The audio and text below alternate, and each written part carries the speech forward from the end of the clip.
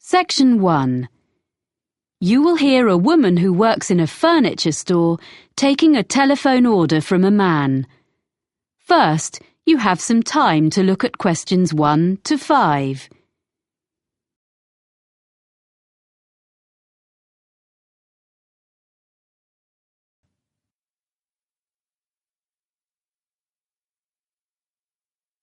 You will see that there is an example that has been done for you.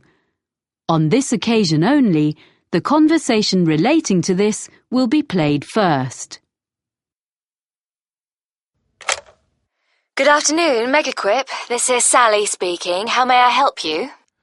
Oh, hello. I'd like to order some items from your catalogue. Yes, are you an existing customer? No, I've only just moved here from South Africa, but I picked up your winter catalogue in the city centre yesterday. Fine. The winter catalogue is our current one. As you're a new customer, I need to take a few details from you. The customer is using the winter catalogue, so winter has been written in the space. Now we shall begin. You should answer the questions as you listen, because you will not hear the recording a second time. Listen carefully and answer questions 1 to 5. Good afternoon, Megaquip. This is Sally speaking. How may I help you? Oh, hello. I'd like to order some items from your catalogue. Yes, are you an existing customer? No, I've only just moved here from South Africa, but I picked up your winter catalogue in the city centre yesterday. Fine. The winter catalogue is our current one. As you're a new customer, I need to take a few details from you. Sure. Your name is? Oscar Greening. That's Oscar with a K. Oskar? Yes. Greening. And your address? York Terrace. Here in the city? Yes.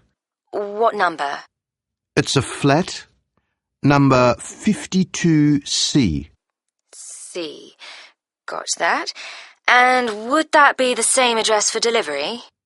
No, actually, I'm out all day, but my neighbour can take delivery at number 5 York Avenue. It's just round the corner. Okay, fine. Number 5. I've got that. And will you be paying by debit card or credit card? Well, I don't have any cards yet. I'll have some shortly, but I want these things this week, if possible. Could I come to the store and pay cash in advance? Well, I guess so. I'll make a note. I'm afraid that payment method doesn't entitle you to a discount. No, I didn't expect one for that. But what about my address? It says on the cover of the catalogue... Oh, yes, you're right. Of course, York Terrace is within the city, so you get free delivery and 5% discount on your order. Oh, good. Before you hear the rest of the conversation, you have some time to look at questions 6 to 10.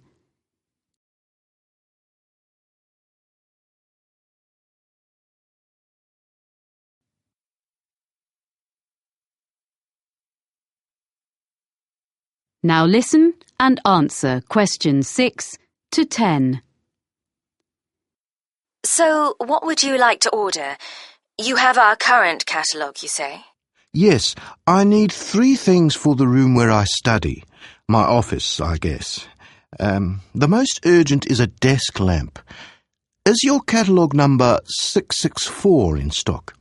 664? That's, not home office.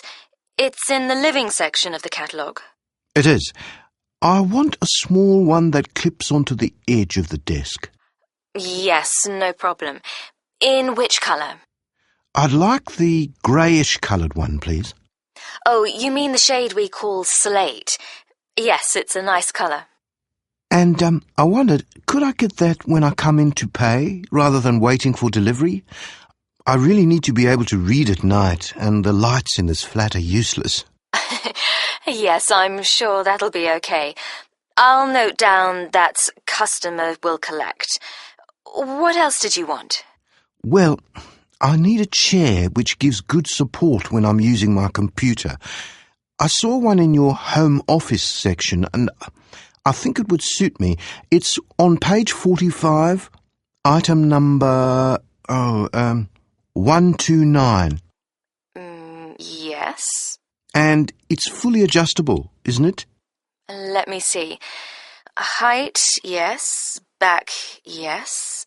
I'm not sure about the arms, though. Oh, that could be a problem. I'm very tall.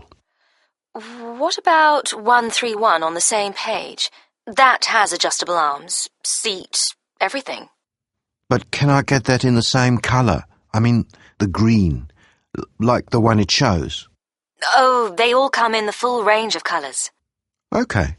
So I'll go for 131 in green then. I think you'll like that. My brother's very tall and he uses one.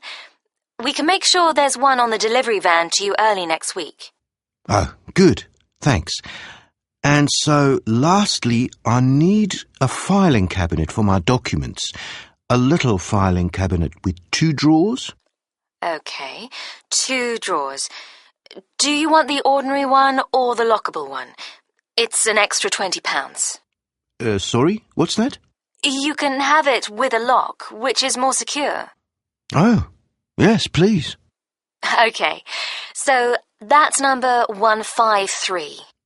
It doesn't by any chance come in slate, does it? Well, it's similar, but the commercial office furniture doesn't come in so many shades. So it's grey? That's right. Fine, that'll do. Now, about delivery, the 2 items will probably come at different times, as we have the chair in stock here, so our van will bring it, as I said. The filing cabinet will be coming direct from London, so today is the 29th of September, say not more than 4 days. That'll be delivered on or before the 3rd of October. You'll have them both within 4 days. That's fine. I'll drop in tomorrow morning to pay and get the lamp. Thanks for all your help. Thank you for your order. Let me know if we can do anything else for you. Thank you. I will. Bye. Bye. That is the end of section 1. You now have half a minute to check your answers. Section 2. You will hear a man taking a group of tourists around a museum site. First, you have some time to look at questions 11 to 14.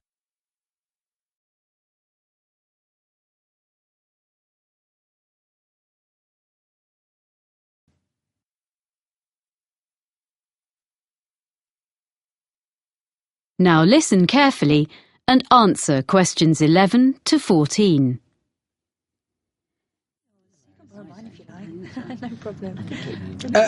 Welcome to Brampton Museum. I'm going to tell you a little bit about the museum first and then show you round. As you can see, Brampton is an open-air museum.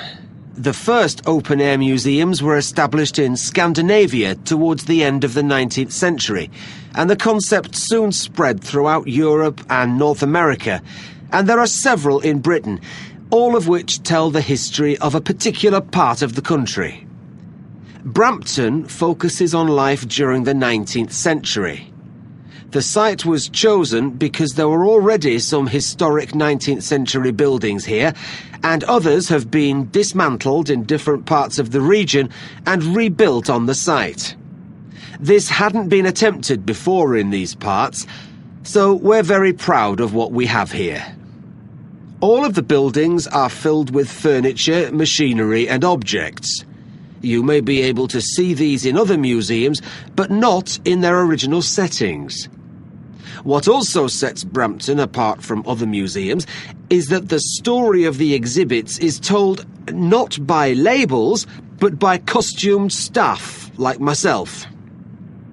I look after sheep, cows and hens, which are much the same as those you see on modern farms, but I use traditional methods to care for them. You will also be able to see a blacksmith and a printer, as well as other craftspeople. If you talk to them, you'll be able to find out what life was really like 150 years ago. Our programme of activities during the year has guided walks, an agricultural fair, and all the other events you would expect a museum to have. But remember, here you experience them in the real surroundings. The site is divided into different areas. The main building contains our High Street, which is a street of 19th century shops, offices and some homes.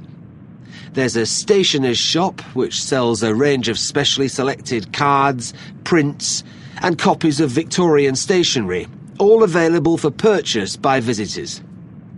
Upstairs, in the same building, a printer demonstrates the production of posters, business cards and advertising material. Across the street from the stationer's is a clothes shop, and there's a baker's where you can watch a demonstration of someone making bread, cakes and pastries. We also have a sweet shop, which has old-fashioned sweets for sale. Vintage trams travel along from one end of the street to the other, carrying visitors on their journey into the past. We will also be visiting the farm and taking a ride on a steam train. Of course, the main form of transport in those days was the horse, and you can watch horses being exercised in the old stables. This part of Britain was famous for coal mining, and on the site we have part of a mine which opened in 1860 and was worked for over 100 years before closing in 1963. Visitors can put on a hard hat and take a guided tour underground to see how coal was worked and to experience the working conditions in the early 1900s.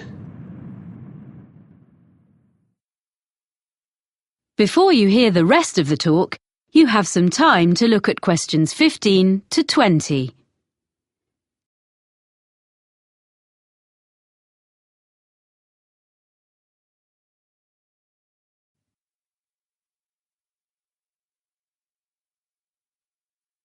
Now listen and answer questions 15 to 20.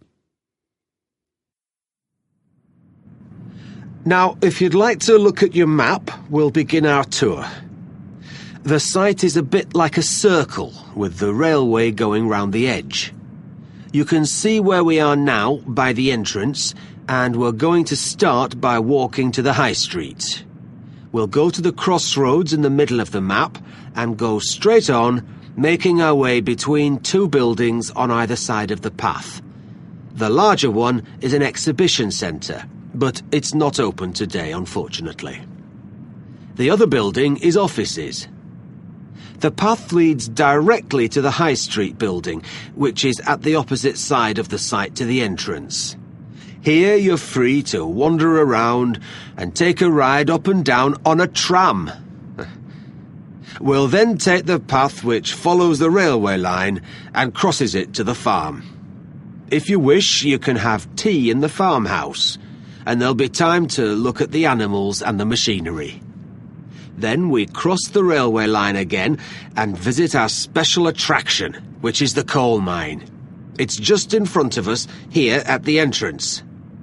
We'll return to the crossroads and walk through a small wooded area to the manor house.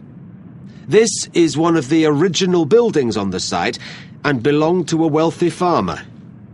You can look round the house and gardens and talk to our guides who can tell you what it was like to live there.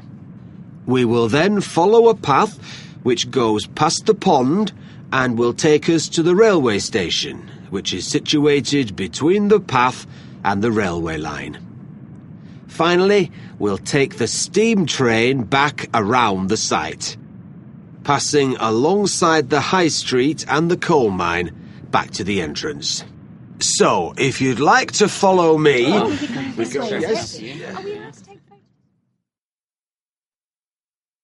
That is the end of section 2. You now have half a minute to check your answers.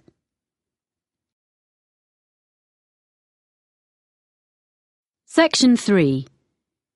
You will hear a conversation between Cressida, a student of journalism, and her tutor, Dr. Erskine, about a work placement that she has recently done. First, you have some time to look at questions 21 to 26.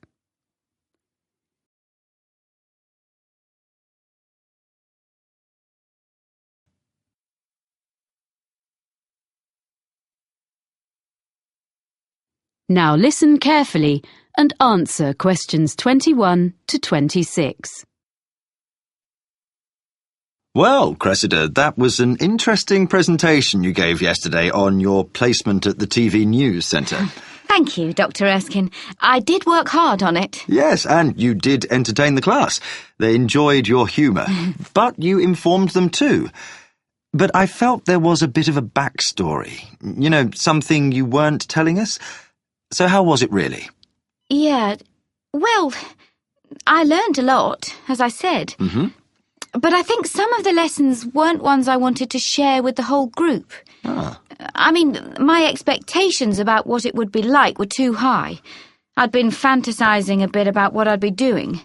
I mean, it all worked out okay in the end.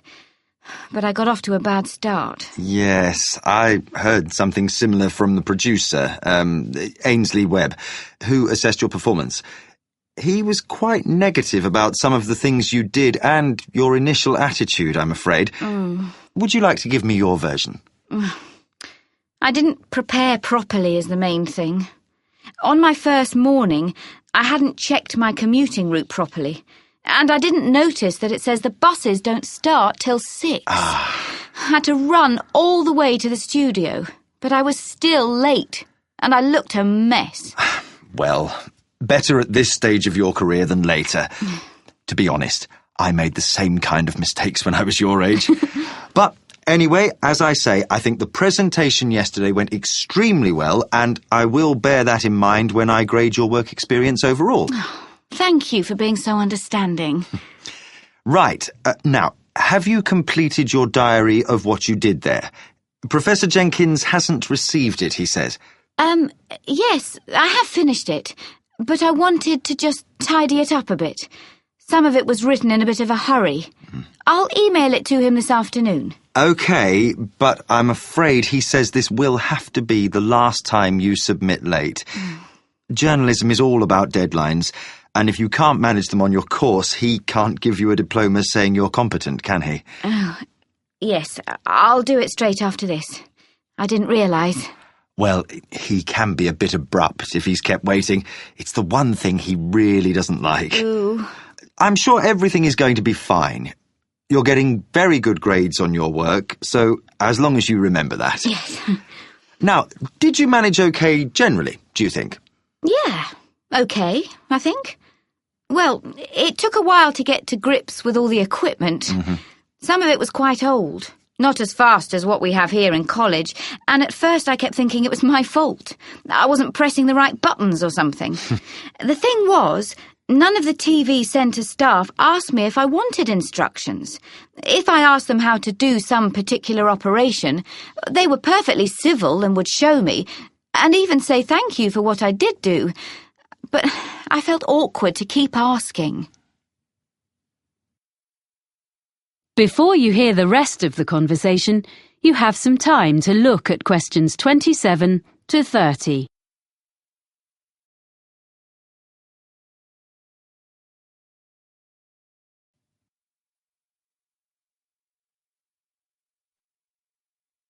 Now listen and answer questions 27 to 30. Now, well, let's just review where you are, your write-up, and what you're going to include going forward to next term. First of all, did you eventually feel you were given enough to do? The first couple of days were manic. The production team was short of staff, and I was rushing all over the building, taking messages to various people and fetching things. Of course, I didn't know my way around. So I kept ending up in some storeroom or somewhere instead of the studio I was meant to be in. Oh. Or I mistook some important visitor for a colleague because I didn't know who anyone was. Then, after that, things sort of calmed down. So sometimes I was hanging about until someone decided to give me a chore. But I had a piece of luck at the end of the week, because they got a new bit of equipment which was the same as we have in the editing suite here, and I knew how to use it, which none of them did. So that gave me a bit of status. Unfortunately, it meant I spent the next 3 days stuck in the editing suite. But by the end, I'd shown I wasn't just a silly student. So then, when the senior reporter needed someone to go out with him when he went to interview a junior minister, I got to go along, because he knew I could handle the technical side. Well, that's good. Yes. Well, I know I need to learn from my mistakes. I mean, basically, I need to think more about forward planning. But on the other hand, I feel much more confident now. I did survive. I didn't ruin anything. I did actually make a contribution, according to the producer. One thing I want to take forward to my final assignment, though, is some reflections on ethics. Yes? I had a bit of an argument with one of the senior presenters. He was editing part of an interview, and he just changed something someone said. When I questioned him, he just snubbed me. And I mean, this wasn't some public relations expert or government professional spokesperson. It was like a member of the public. But he said, oh, they never remember what they said anyway. You want to develop this into part of your final assignment? It would be a very positive line. I can give you some references. Oh, thanks. That would be great. That is the end of section 3. You now have half a minute to check your answers.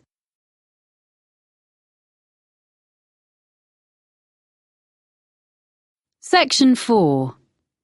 You will hear a lecturer talking about the history of the electric guitar. First, you have some time to look at questions 31 to 40.